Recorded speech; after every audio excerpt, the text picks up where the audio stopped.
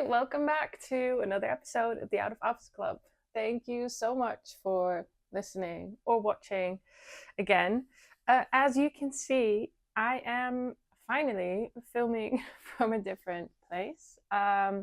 In case you're not watching but just listening, I am in a hotel room at the moment. I am in Poznań, Poland, and I've got some cool things that I'm going to do next week. So I thought I would give a quick update on what I'm doing and then also give you more information on what this program is and how you could, if you want, do something similar yourself. Because I know a lot of people, what they struggle with a lot is, of course, money. Because traveling, it is not necessarily cheap. Flights can be expensive, accommodation can be expensive, and money is, of course, something that stops a lot of people from going traveling. And I fully understand that.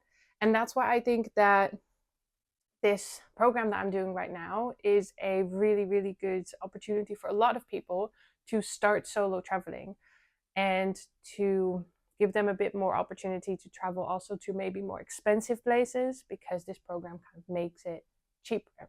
So, first of all, what am I doing in Poland? I took an overnight bus yesterday from The Hague to Poznań.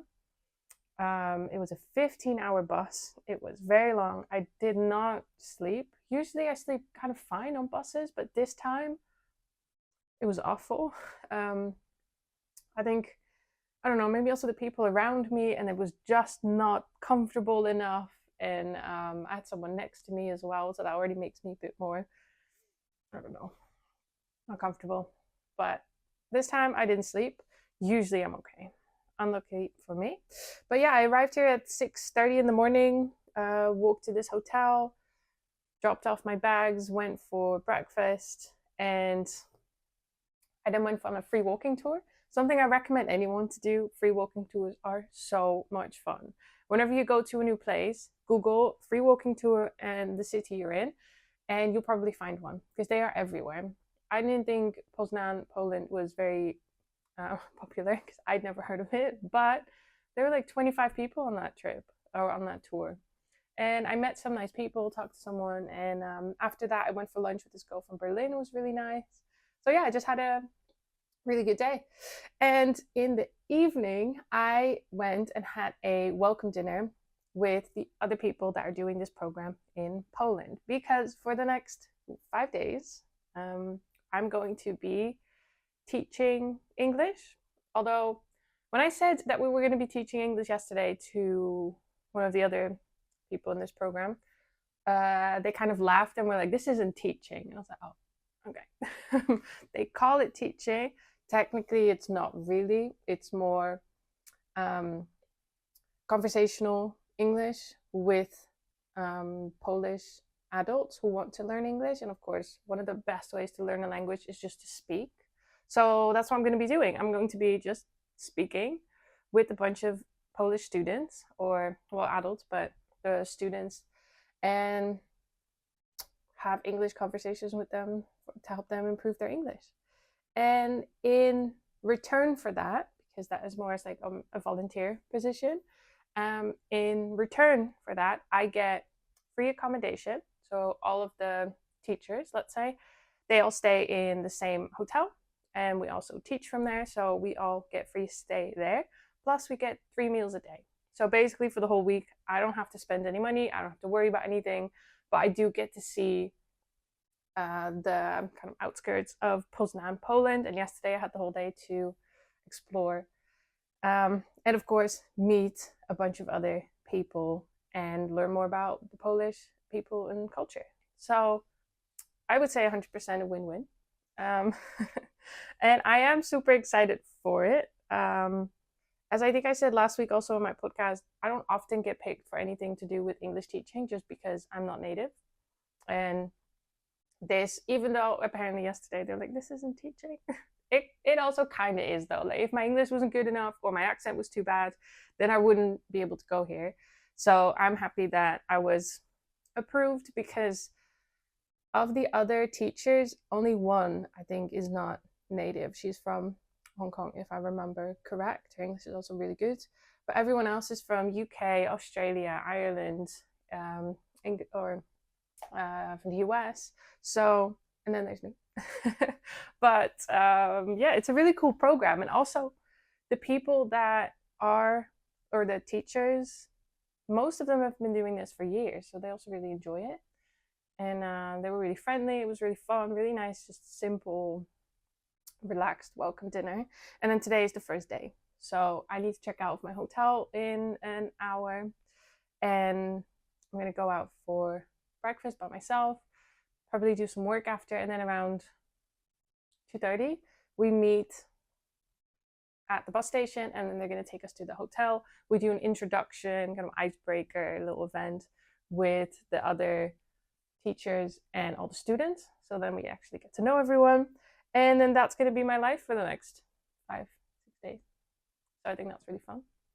I found this through Worldpackers. You might have seen me mention them before.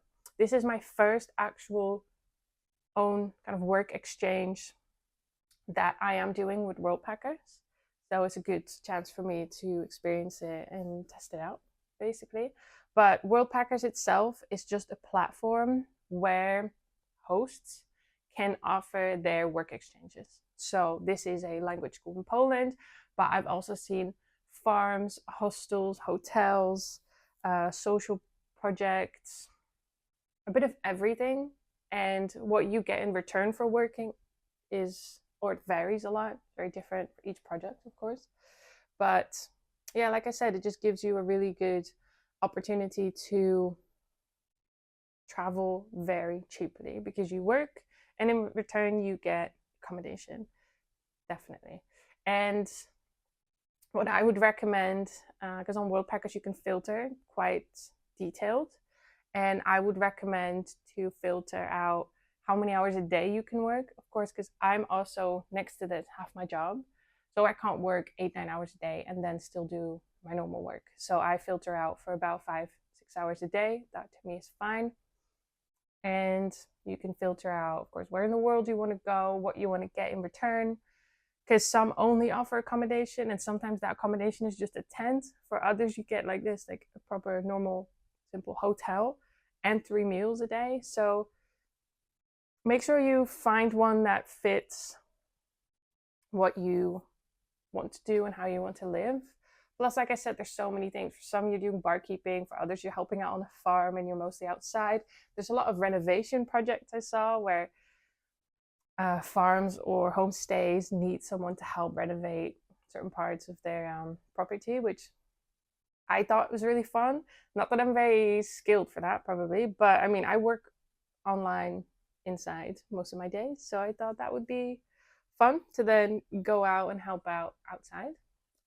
But this time I was picked for another project in Portugal, but unfortunately with the dates, that just didn't really work for me. Plus flying there from the Netherlands last minute was very, very expensive. So instead I chose this project in Poland.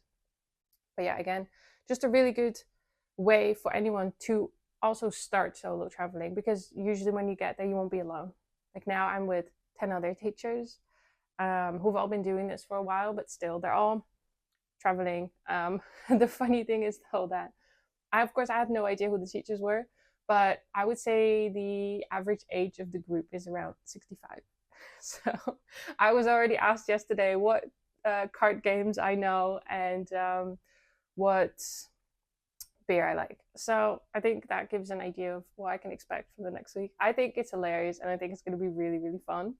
But yeah, all the teachers are either just retired and now do this for fun, or they are actual English teachers or have been, and they just continue doing it, but with a bit more travel incorporated into it, which I think is really cool. So I'm excited for that. There's some other younger teachers too. I have no idea about the students, but you just never know when you go on these kind of experiences or group trips. You just don't know who's going to be in your group, and I think that's the fun thing about it. And then you just, you know, you make the most of it regardless of who's there. This is maybe a different kind of experience than if everyone would be 25, but not less fun because of that. So I am really, really curious. But yeah, that means that you could come here alone, but you're never actually truly alone. There's lots of other people helping out. And that is, I think, case with most of these Worldpacker projects. And again, Worldpackers is just the platform, and they kind of host all of these projects from all around the world. I've seen so many in South America as well as some in Asia, Africa a lot. They're everywhere around the world, and they look so, so cool. So far this experience has been really good. Of course, that depends per experience, and you can read reviews as well, which I think is really important. Like I say with everything that you book, read the reviews, and not just the ones on the Worldpacker website. If it has a name, either the project or the hotel or hostel, whatever it is that you're looking into, Google them as well and just see what are people in general saying of this place. Because you might find reviews not, of course, specifically on the work exchange, but more general, what is it like? So like I Googled this school before I came here, and it had really good positive reviews from students. Everyone was really happy. It looked really nice. So I was like, this is a good place to go. Even if the Worldpacker reviews were, there were just not so many. They were good, but not many. So 100% recommend doing that.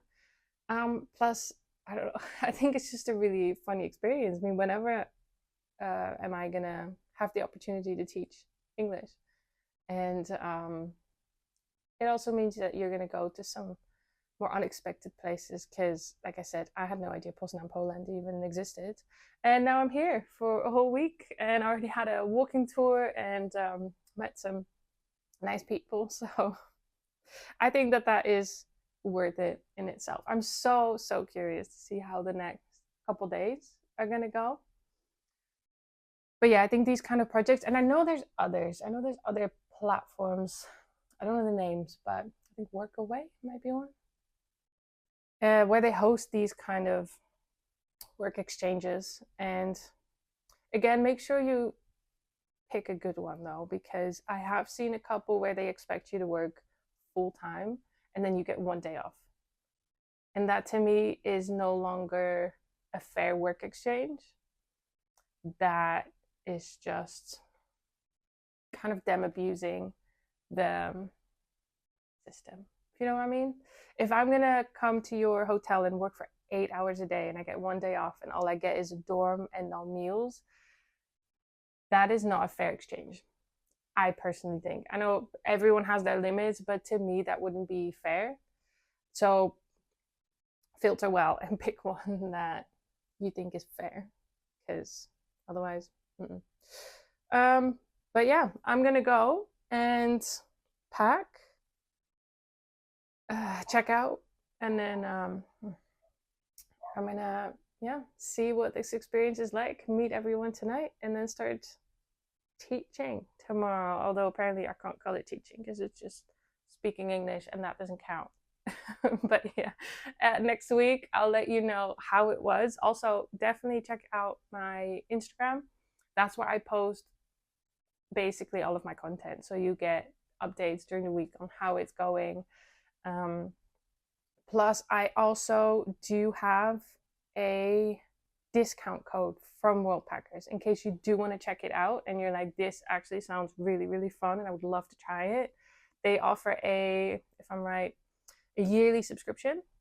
So if you want, I have a discount code. You get, I think, $10 off. So check the description or check it out on my Instagram. I'll post a link there as well. And then, yeah, I'll let you know how it was next week. Then you'll get the full update. I'll probably will be tired though next week, because on Friday, again, I'm taking the night bus. So I'll be a bit tired. But anyway, thank you again for watching and listening. Don't forget to subscribe, like, follow, you know the drill. And then I really hope to see you again next week. Wish me luck in Poland. Have a good week. Bye-bye.